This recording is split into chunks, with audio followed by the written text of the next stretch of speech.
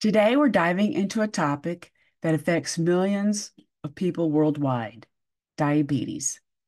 In fact, according to the World Health Organization, approximately 422 million people live with diabetes, and this number is expected to rise. Diabetes can feel isolating. It's a constant companion in life's journey. But hearing how others manage it, both emotionally and practically, you can find solace in knowing that you're not alone in this battle if you're dealing with diabetes. In this episode, we had the privilege of hearing from Kaycee Parker, a remarkable woman who has been living with diabetes for over 30 years. Kaycee's story serves as a beacon of hope and resilience among the challenges posed by this chronic condition. As she shares her journey, we'll uncover not only the physical hurdles she navigates, but also the emotional toll that diabetes can take. Kaycee's unwavering spirit and determination highlight the importance of finding strength and vulnerability. Through her candid narrative, you'll witness her triumphs and learn invaluable lessons that will inspire you to reframe your own perception of diabetes. By amplifying Kaycee's voice and sharing her story, we're reminded of the power of storytelling to foster empathy, break down barriers, and inspire meaningful change in how we approach and understand it. So join us as we celebrate Kaycee's resilience and embrace a narrative of empowerment and possibility in the face of diabetes.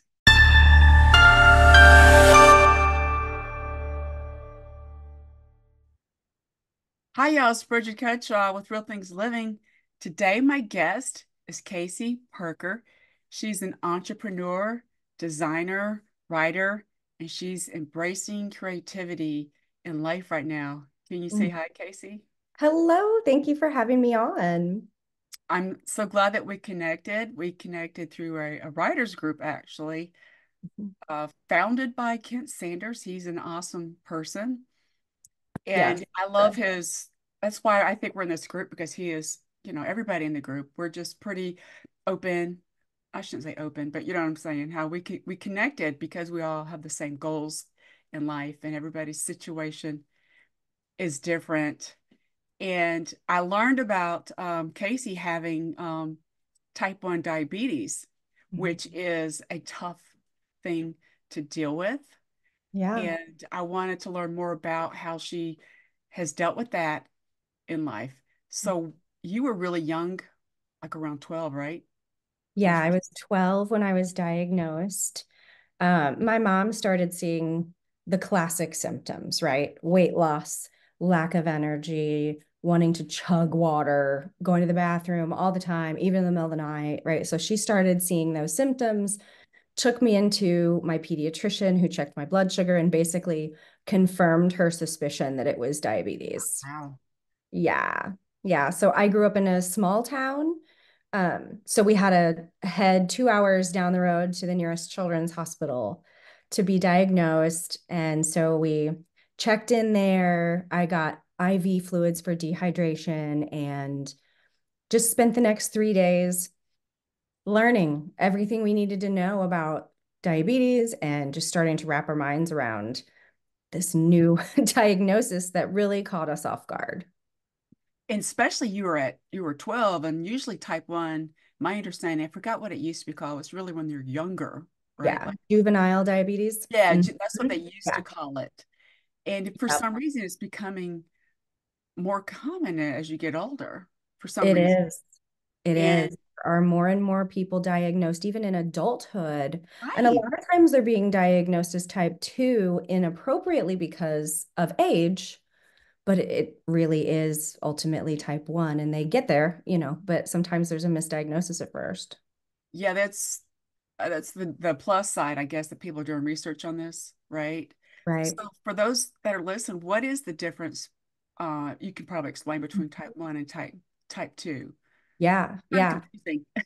Yeah, it is. It really is. So, diabetes as a whole is just a chronic illness that affects how your body breaks down the food that we eat to use as energy, right?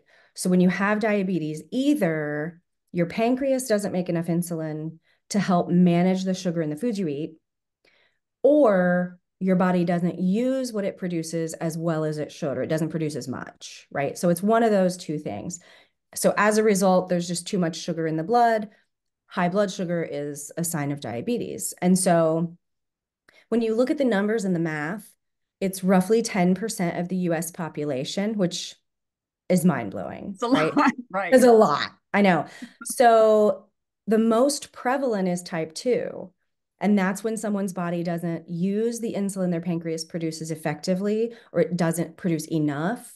And so most times people are encouraged to lose weight, exercise, be more active, choose healthy foods, like those kinds of things to be healthier overall, to help the pancreas produce and use the insulin more effectively. Sometimes there's a medication, but in general, that's how type 2 works. Type Right. 1, which is what I have, I've had for nearly 32 years now, Wow. is it's an autoimmune disease. And so my pancreas just doesn't produce insulin. And so I need to take insulin all the time, basically to survive. And so my body doesn't make it anymore. So I wear an insulin pump that clips to my waistband, and it kind of acts like a drip, if you will, for someone who's not all that familiar with diabetes. It's basically tubing that carries insulin, and it sits just right underneath my skin, and it administers insulin throughout the whole day. And then Wow. I program in the number of carbs I eat, and it will give me the additional insulin that I need to manage those sugars. So it's like having an external pancreas, basically, that I manage. Right. That Yeah. is amazing that Yeah. it's, and I would assume since your pancreas isn't working properly, is it I mean, is it damaged? I was just, did it get Yeah, damaged? I mean, ultimately it was created to produce and release Right. insulin. And so yeah, it just stops working basically. So there's something that attacked my pancreas at some point that rendered it useless, and That's weird. I should yeah. say weird, but it's just, Yeah. I just know, I don't, someone that I know, she's had type 1 for a long time. She recently had which is rare, last year, pancreatic organ transplant. Oh wow. Yeah, that is pretty rare. But she had to be on the list of like, I think her kidneys were shutting down. That's one you can only get it, but it took a while, but she's doing much better. She Good. still has some, because she's had it for a long time. I Hmm. guess it can damage other organs eventually. I mean, I don't know Oh that yeah. that's, I don't know all the details, but Yeah. it's It amazing. can definitely, it can damage kidney, liver, eyesight. It can Yeah. damage the nervous system where there's numbness there. I mean, yeah. It's amazing how the organs work together as a team, right? Yes. It's kind of Yeah. how you look Yeah. at it. And you are so blessed that your mother noticed this. Yeah. And So there was a little girl, she worked in the school district, and okay, there was a little girl in the school system that was just diagnosed, and she was able to witness some of the things that happened. And so okay, it was sort of top of mind when it came to, oh no. I have to imagine that's frightening as a parent. Thankfully, neither of my children have been diagnosed, but that has to be frightening as a parent to start seeing those signs and putting those things together and starting to say, oh no, this is what this is, you know? right. As a mother, she's more observant to things around her. I think in Mm-hmm. general, moms are just more observant, and I'm so glad that she caught onto that. She just knew moms had this instinct, right? Yeah. Your Yes. mom, right? You understand. Right. Yes. There are times where you go, something's not right. I mean, like I said, you're really blessed that you had a wonderful mother like that who paid attention. And like Right. you said, being a parent is hard in general. And Yeah. then you've had a health issue for since you were 12. And Mm-hmm. I'm sure that is, maybe you're more observant too for your children. How many you have two, Mm-hmm. I We believe? have two kids. Yeah. Our youngest just turned 6, Oh, and wow. our oldest will be 11 in 2 weeks. That's awesome. And then you're able to have children and they're healthy still. And that's Yes, that's a miracle to me. Oh my goodness. We had our daughter biologically and then we adopted our son. okay. But still the going through having a child, right? And I do not have a perfectly healthy body, but it is a miracle to me that God created a perfectly healthy body inside my not perfectly healthy body. Like that blows my mind. Even like Right. 11 years later, that blows my mind. That is so it is amazing and how Mhm. you are doing the right thing though, I think, with your insulin. Is that the right word? That's probably what helped Yes. baby Yeah, in I there. saw a dual specialist from about a year prior to pregnancy, clear through pregnancy and delivery and all that. I saw someone who did both OB and endocrinology that whole time. Oh, And wow. so it was a big process. I bet. I'm sorry. There goes my dog. It's all good. I'll cut that out. Sorry. But yeah, she loves to let everybody know. I'm gonna pause it for a second. Sure. So your background is amazing in being a parent, and I think it helped you focus going through this on what was more important to you in life, right? Your perspective Mm-hmm. in Yeah. life. So Perspective is you such a, also now have your own business and you wrote a book. And so yeah. what gave you the inspiration or motivation to do that? Yeah. So the book actually came as an idea that came to me when my husband and I were in the middle of this reading plan together. And it was a couple years ago at this point. We were reading through the Gospel of John. And we read this passage that talks about Jesus healing the blind man and in John chapter 9. And in that passage, the people around Jesus are asking, who sinned to make that man blind? And Ah, Jesus says, no, there was no sin that caused this. Like you're asking the wrong question. This happened so the power of God could be seen in him, so that God could be glorified through this happening. And I had read that story before. Those words were not new to me, but reading it that time, it completely flipped my perspective on diabetes. And so no one in my family has type 1. We had no friends at the time that had type 1. No doctor has been able to tell me with any real level of certainty why I have type 1, but I have it, right? And so reading the story of the blind man and just how he was allowed to be blind so God could be glorified through it, it really made me think, okay, maybe type 1 has happened to me so that God can be glorified through that somehow, right? So I just instantly thought, wow, what a different view, what a different perspective from, what I was thinking over the last 30 years at the time. And so now I just see it in such a different light. And that realization was so encouraging and empowering to me that I just totally embraced the idea. And right, so I started thinking, okay, what does this look like? How do I give God glory through a chronic illness? How do I use what He's given me, the gifts that He's given me to point people to Him? And so I just very quickly got the idea of writing this devotion. And so I have a degree in journalism. I have Irish storytelling blood. I'm a graphic designer by day. And so I just needed to put those pieces together of what God had given me and the experience that I've had to write devotions in that realm. And so I researched what's out there, and there really wasn't much out there. And so I thought, well, the market's not saturated at all. There's definitely room for this book, and I think a need for this. And so I started blogging about diabetes and faith at the first of the year last year and published a 30-day devotional in 2023.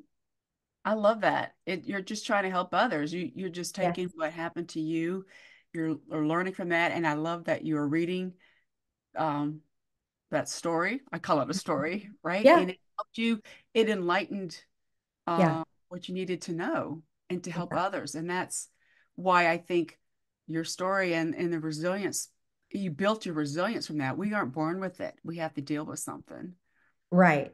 Yeah. Diabetes will help you build resilience, right? We don't grow in our comfort zone. We have to be pushed into something that will really help us develop that. And yes. And I also think, from my perspective, I've seen a lot of negative connotations towards people who have diabetes, and it's not your fault, right? And I think No, no. what you're doing is helping give a more positive perspective. Is that the right word? It is a more positive perspective, but I think some of it too is to put it in its appropriate place. I think sometimes because diabetes never takes a day off, you never get a break from it, like it can be overwhelming. And Yeah. diabetes burnout, diabetes distress, that's a real thing. And I think it can become our identity if we let it, and it's not. And so a lot of what I write about is how do we put this in the proper perspective and keep it at its proper, like stay in your lane, right? Um, how do we do that? Because it's always there and always nagging to be taken care of, right?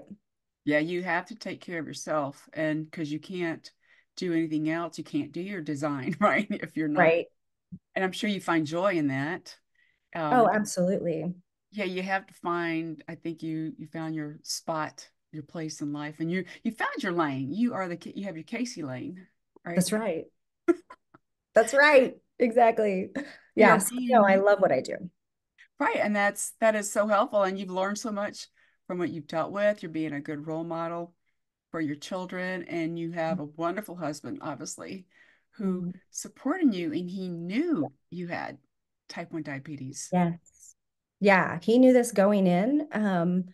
Diabetes and marrying Casey was a package deal. With the dog. Just kidding. Yes, and the dog. Right. I think I like to look at, sharing these kind of stories, and it's very positive. And I think, you got this book out there, and I checked out your website too, and you also have recipes to share Yeah. with other. So is Yeah. there something that you made up, or are you like tweaked other recipes? I'm just Yeah, so if I wasn't designing and writing, I'd be doing something with food. I love it. I love time in the kitchen. And so yeah, that's part of what I want to offer people is practical type things. And we eat throughout the whole day, every day. And as someone with diabetes, that can be a big decision and that can have a big impact on blood sugar. And so what I'm trying to do is take what I know, develop recipes, or take things that exist and make them diabetic friendly right.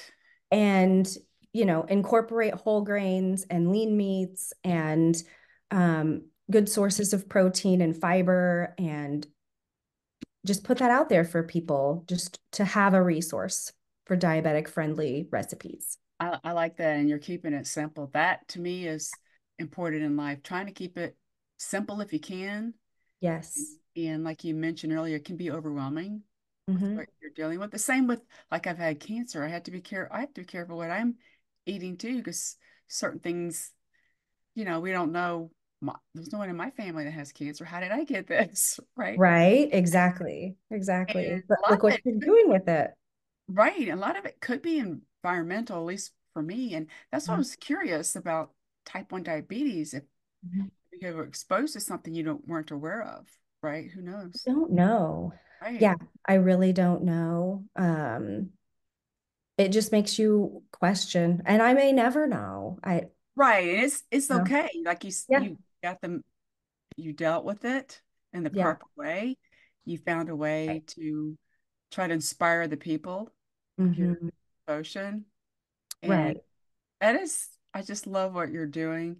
And I'm just so So, glad that we connected. And I'm learning more about diabetes. There's just a lot of confusion out there, what people are mhm. talking about. And I'm glad you did the research and made sure you put something out there that can help people. Yeah, So that's my I was curious, where can people learn more about you? Yeah, absolutely. So the website that has the blogs, the recipes, and even some Bible reading plans for things that, people with chronic illness deal with. That is devotionsondiabetes.com. And the book is on Amazon. You can just search Devotions on Diabetes on Amazon. There's more information about it on the blog. There's a page for the book, so you can learn more about it there too. And then I'm on Instagram as well, Devotions on Diabetes. Nothing if not consistent. Right. And then your business website, I saw that too, is KP Communications. Yes, kpcommunications.net. That has all my graphic design stuff on it. That is awesome. I love how you're doing that. And I have a writing skill set, but not a design skill set. And I think Right? Yeah. you found what you enjoy doing. And I'm so glad that we connected. And I think your story is very inspiring. Oh, And it thank you. just brings joy to talk to you, joy to me. And Oh, same. oh, It's great to connect with you. yes. You're Well, an encouragement to other people too, with the yes. podcast and everything that you're doing. Right. And I did this just because I'm a talker, born to talk. Yeah, I'll tell a story, sure. I love, right. I just think it's helpful. Hearing other people's stories can help you just think, pause and think, and then how you're going to move forward. And this is really wonderful. Thank you again, Kaycee. I really appreciate it. Yeah, it's my pleasure. Thank you.